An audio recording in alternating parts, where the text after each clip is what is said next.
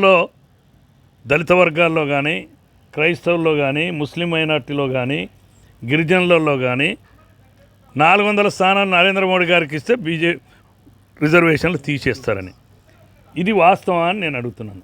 అంబేద్కర్ విగ్రహం అంబేద్కర్ సాక్షిగా అసలు అంబేద్కర్ని అవమానించింది ఎవరండి?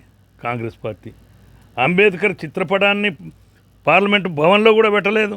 అలాంటి కాంగ్రెస్ పార్టీ ఈరోజు 400 స్థానాలు కాదు, చివరిగా మీరు అడిగిన దానికి సైదిరెడ్డి గారికి వ్యతిరేకంగా నేను పనిలో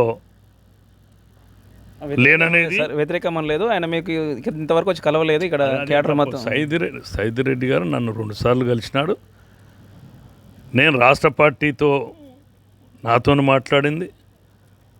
నేను అందుకే నిన్న 5:30కి మా సంఘటనా మంత్రి మాట్లాడినాడు, సంజయ్ గారు మాట్లాడినారు, అభయ్ పటేల్ గారు మాట్లాడినారు.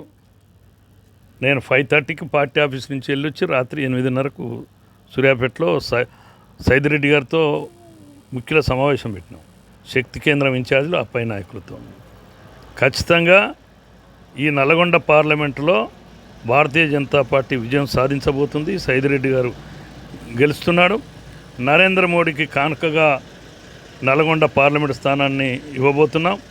అత్యధిక మెజార్టీతో ఈ రాష్ట్రంలో, తెలంగాణ రాష్ట్రంలో 17 స్థానాల్లో బీజేపీ పార్టీ గెలవబోతుంది. 400 స్థానాలకు మించి ఈరోజు ఈ దేశంలో భారతీయ జనతా పార్టీ సీట్లు వస్తాయి. ఓకే, చూసిన